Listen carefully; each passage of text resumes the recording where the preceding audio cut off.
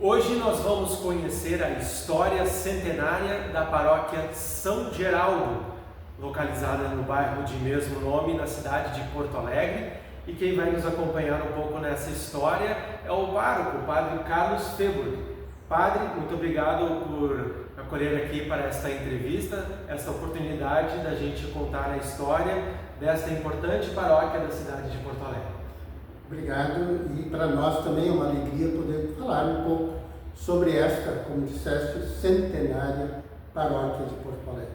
Padre, eu queria que o senhor começasse então contando os primeiros anos ali da paróquia São Geraldo, que foi fundada no ano de 1924, é isso, né? Exato. Conta um pouquinho daquele início ali, uma época que, para quem não é de Porto Alegre, era uma cidade bem diferente. Né? Bastante, inclusive que já havia ali um bairro de operários, né? Já havia muitas indústrias ali acontecendo, mas começava assim a expandir o bairro, né? E foram procurar o bispo para poder ter uma igreja ali, né?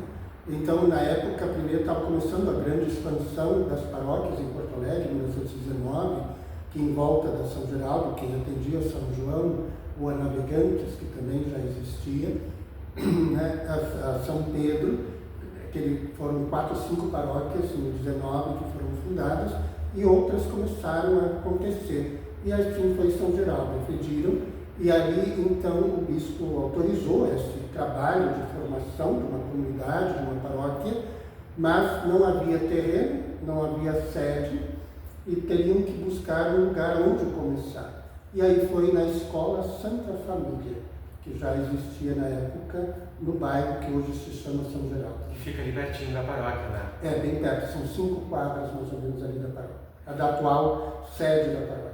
E padre, quem foi São Geraldo?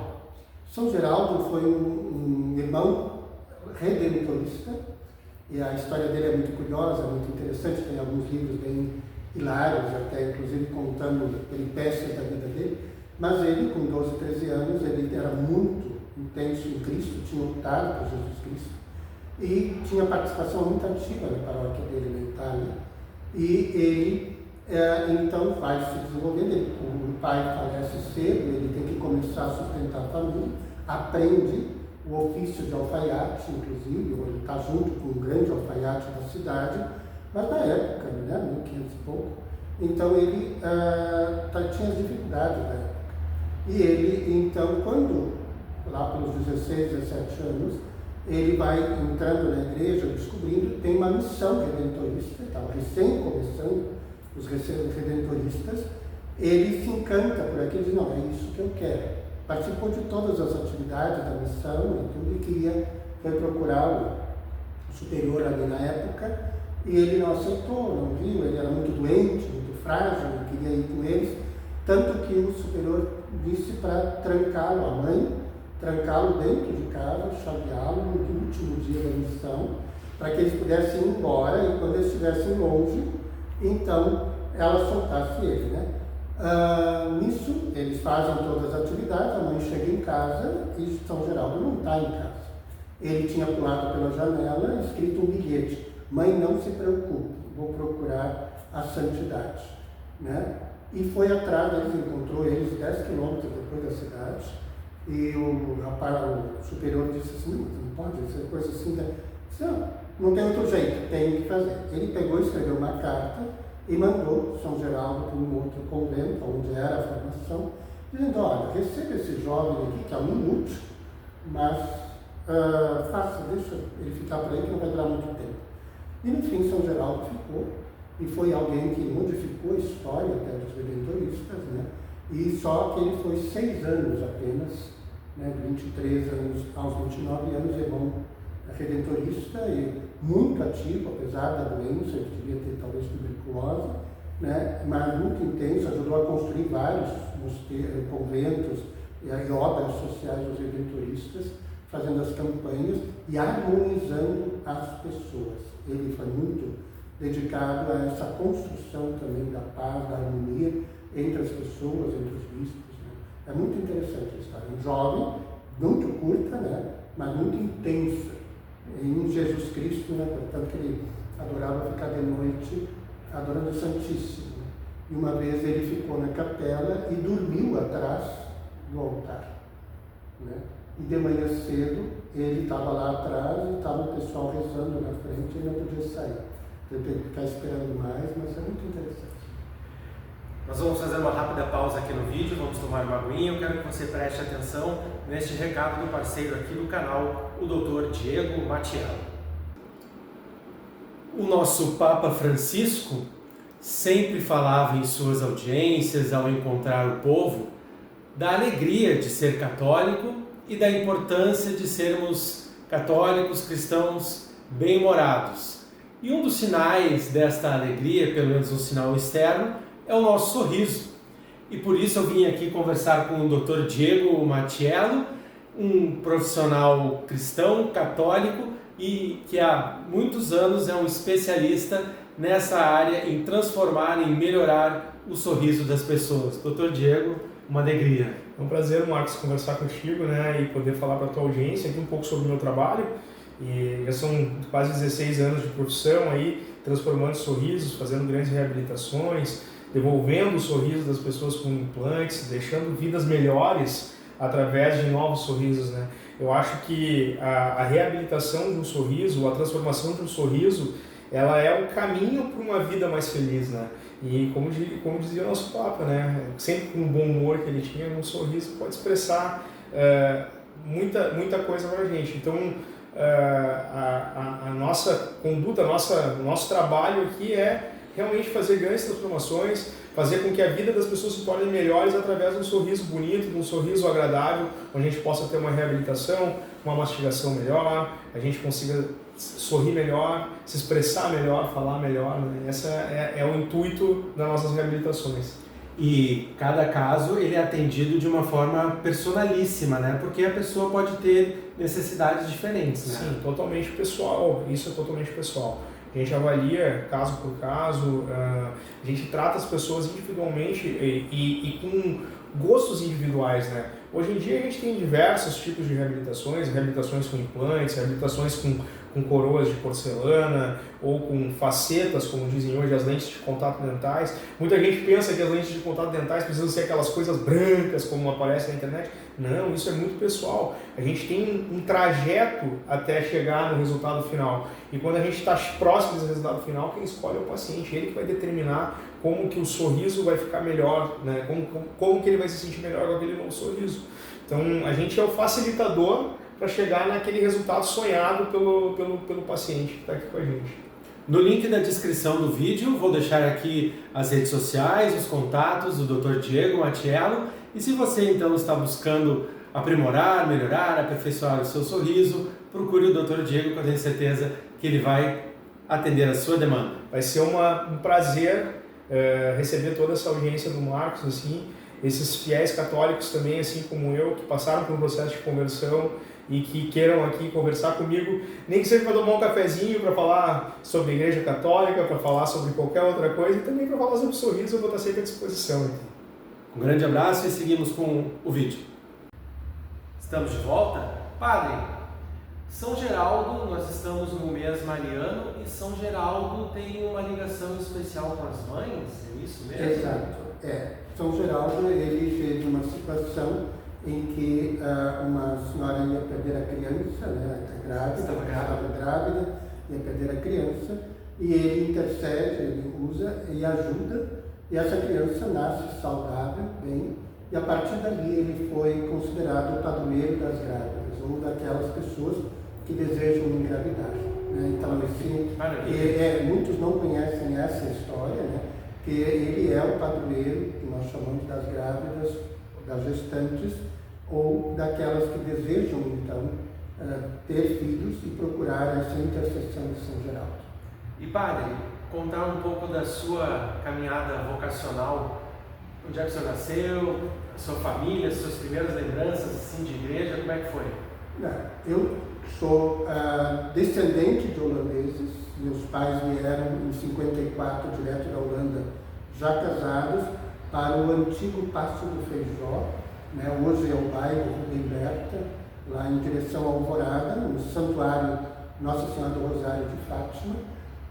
Sou o irmão do meio, são 5 homens, né, 5 filhos, nascidos aqui no Brasil, então sou o terceiro filho da família, e já com 6 anos de idade eu era coroinha. Meus pais eram muito ativos na igreja, e já era coroinha, então eu digo sempre que eu era coroinha, coroa e coroão, mas a minha atuação realmente começou com 6 anos, aí fiz primeira comunhão com 7, 8 anos, na época ainda era essa tradição. Peguei as alterações do Concílio Vaticano II, né, em língua latina para portuguesa, e eu comecei assim esse caminho, né, estava sempre envolvido na igreja, depois na antiga cruzada eucarística, né, participei até os 14 anos, depois nós participamos do grupo de jovens da paróquia, catequista, da equipe de liturgia, já que eu era também acólito, e assim a gente ia em frente.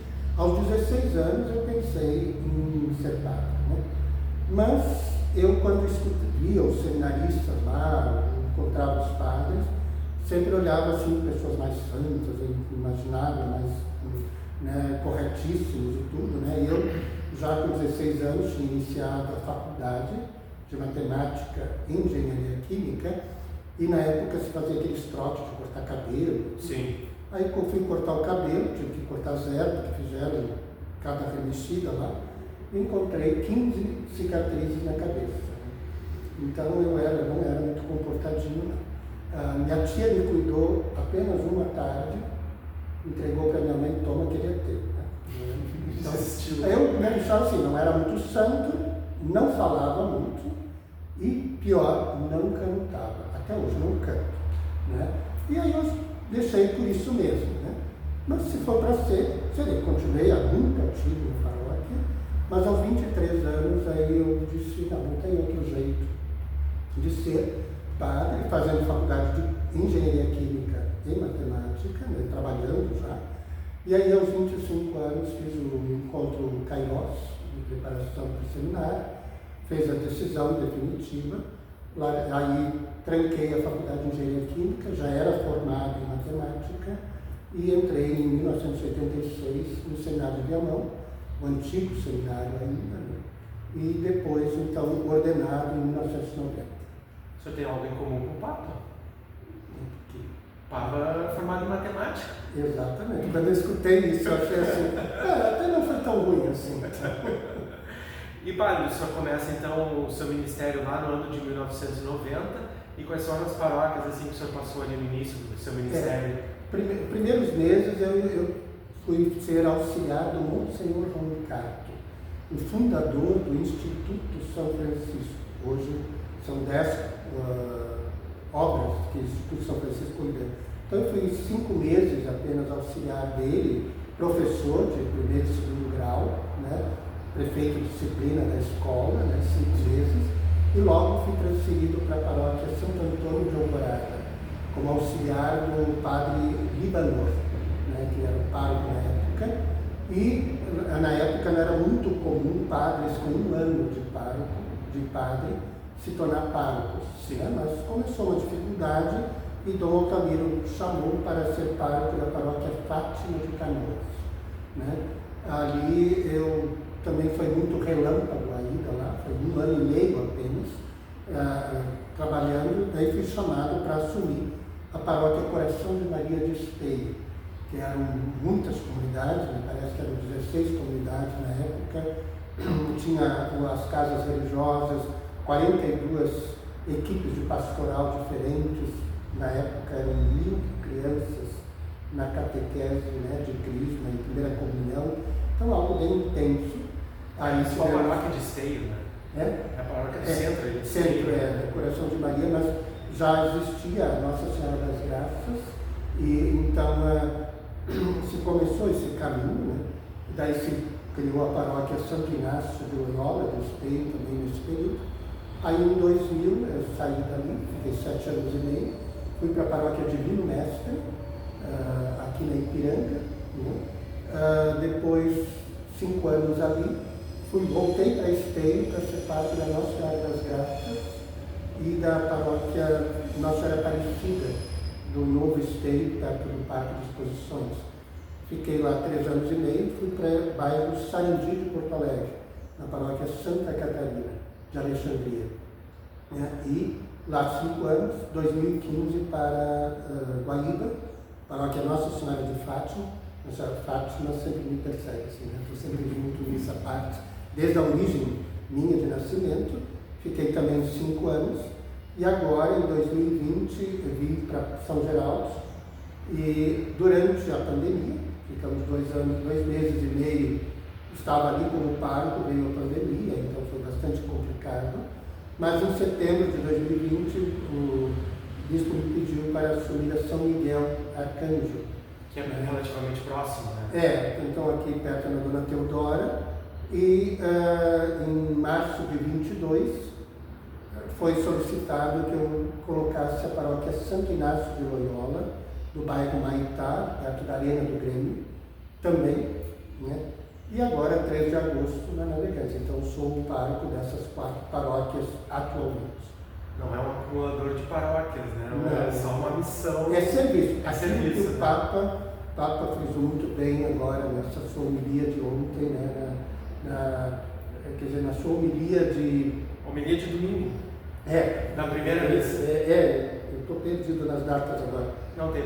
Não, o Papa, ele... a entronização do dia 18, né? Isso, exatamente. Dia 18, isso, eu estou já perdido. A correria nas paróquias me faz me perder, né? Então, dia 18, o Papa, na sua entronização, ele colocou uma homilia sobre o serviço, estar a serviço. O bispo, né? O padre, o diácono. E onde é possível, dentro dos meus dons e da minha capacidade, eu me coloco a serviço, né, da arquidiocese e das paróquias. Padre, falando um pouco ainda da São Geraldo, teve um sacerdote que passou por lá que marcou, fez história, que foi o Cônego Nejara. Exato. Conta um pouco sobre ele. Eu conheci ele muito rapidamente, a minha história, né, mas ele era uma pessoa muito dedicada à juventude. Ele fazia encontros de juventude, acampamento, aquilo que se acha hoje que é muito moderno, que é acampamento. Ele já fazia em 1960, 70, envolvido com a juventude e trabalhou muito como catequista também. Ele que dava a catequese, né? Mas ele era muito dinâmico, muito ativo. E na época a paróquia São Geraldo, ela tinha uma intensidade de pessoas muito grande. Hoje o 4º distrito todo, né, está um pouco degradado, mas a paróquia no domingo tinha 5 missas e as pessoas tinham que chegar 20, 30 minutos antes para poder ter espaço e lugar para sentar, porque então ele atraía muito isso, né? Então ele tinha suas peculiaridades, sua caminhada, mas principalmente a juventude. Ele cuidava muito das crianças e juventude. E fala um pouco sobre a paróquia São Geraldo hoje, como é que está em questão de movimentos presentes na igreja, a questão da caridade, também jovens, daqui a pouco se tem. Como é que está São Geraldo hoje? É bastante complicada a parte pastoral pelo número de pessoas, porque, como eu disse, o 4º distrito, no bairro São Geraldo, já estava difícil, né, toda a mobilização, veio a pandemia, dificultou mais ainda, agora a enchente diminuiu muito mais, né? Então a própria paróquia, nos seus agentes de pastoral, foram atingidos, né? Nós tivemos vários que não vieram, não voltaram mais, mas então juventude. Não temos atualmente grupo de jovens, mas temos jovens participando da liturgia, se entusiasmando em cantar, em tocar, em fazer leituras, organizar as missas, tudo. Então, é uma coisa muito interessante desse Jubileu da Esperança, nos dando a alegria de ser caminhada. Outras pastorais, nós temos a Pastoral Social, que atende 10 a 12 famílias carentes do bairro, com ranchos ou outros atendimentos. Nós temos um brechó que funciona para a Pastoral Social e alguns valores para a paróquia também, né? E aí as outras pastorais, a própria IVC, que esse ano está interrompido para a revitalização das catequistas e das atividades, mas depois só as liturgias, por isso foi muito restrito, né? Diminuiu muito, apesar que é uma comunidade muito ativa, muito intensa na participação, mas também, talvez as 3 missas, chegamos a umas 300, 320 pessoas. E como é que foi a questão da enchente? Também pegou ali em São Geraldo, né, padre? Sim, a enchente ela não entrou na igreja, mas como tem um relato de 1941, o padre colocava que faltava 2 degraus, porque já estava a base da igreja, já estava pronta em 41, então diz que faltou 2 degraus para entrar. Este ano foi 1 degrau para entrar dentro da igreja. Mas a todo o ambiente da sala de catequese, sala de reuniões, do brechó, da casa paroquial, primeiro piso, o porão, onde nós tínhamos vários materiais guardados para doação ou para uso, tudo foi destruído, não sobrou nada, né? Então também tivemos que reconstruir e refazer. Eu até me esqueci que a paróquia São Geraldo tem um convênio muito bom com os grupos anônimos. Sim. Muitos não sei se conhecem ou não, mas nós temos estes alcoólicos anônimos, os AA, mas junto com eles, eles transmitiram para outros grupos que têm dependência, né? Então, dependência química é os narcóticos anônimos, né? Dependência de jogos, os JA, os jogadores anônimos. É o único grupo do Estado e funciona na paróquia São Geraldo. E para nós está realmente dando esse espaço para eles, porque a juventude. É impressionante como tem jovens de 18 a 30 anos participando ali, porque já estão dependentes desses jogos eletrônicos ou de outras atividades. Então a paróquia ela cede esses espaços e todos os dias tem algum grupo funcionando, como a AA é segundas e sábados, né? Tem um grupo funcionando, o JA é na terças-feiras de noite e o NA é segundas e quintas, que também tem um grupo bastante forte para ajudar famílias e pessoas que tenham dependência química. Padre, nós estamos já encaminhando aqui o final da nossa conversa. Para quem não conhece ali o templo, ali, a paróquia São Geraldo, ela tem alguns aspectos no seu interior que são bem bacanas de se conhecer assim. Ela, externa e internamente, ela é uma das únicas em arte deco de Porto Alegre, uma igreja única nessa época, e dentro pessoas perguntam assim, tá, mas ela está sempre do mesmo jeito, não tem obras, né? Não temos recursos para terminar a parte externa, mas a parte interna foi bastante alterada, já bastante recuperada no histórico dela, que vale a pena visitar, inclusive os vitrais, a sua arquitetura toda, né? E a remodelação, quem já há muitos anos, ou quem participou ali e nunca mais foi na Igreja São Geraldo, é uma oportunidade de visitar, porque lá vai encontrar uma diferença muito bonita, muito grande. Né? Quando que tem missas lá, pai? Todos os dias, de terça a sexta, às 18h30, sábados às 16 horas, domingos às 9h15 da manhã e às 6h30 da tarde, 18h30. Padre Carlos Febro, pároco da paróquia São Geraldo, obrigado. Padre Carlos também é pároco da São Miguel Arcanjo, da Santo Inácio de Loyola e da Nossa Senhora dos Navegantes, que a gente já gravou um vídeo também, ele está disponível para você acompanhar sobre a paróquia Santuário Nossa Senhora dos Navegantes. Obrigado mais uma vez, que Deus abençoe seu ministério, nesse trabalho importante, nessas 4 comunidades. Obrigado mais uma vez. Muito obrigado, Deus abençoe. Espero que você tenha gostado desse bate-papo. Considere se inscrever no canal, considere conhecer a paróquia São Geraldo, que fica na Avenida Farrapos, né, Padre? Não falamos do endereço? 2611. Avenida Farrapos 2611, aqui em Porto Alegre, caso você não seja de Porto Alegre. Fiquem com Deus, considere aí se inscrever no canal, compartilhar os vídeos com os seus familiares, seus amigos. Vai ajudar este projeto a crescer para podermos continuar divulgando as coisas da Igreja Católica. Um grande abraço. Deus abençoe. Até a próxima.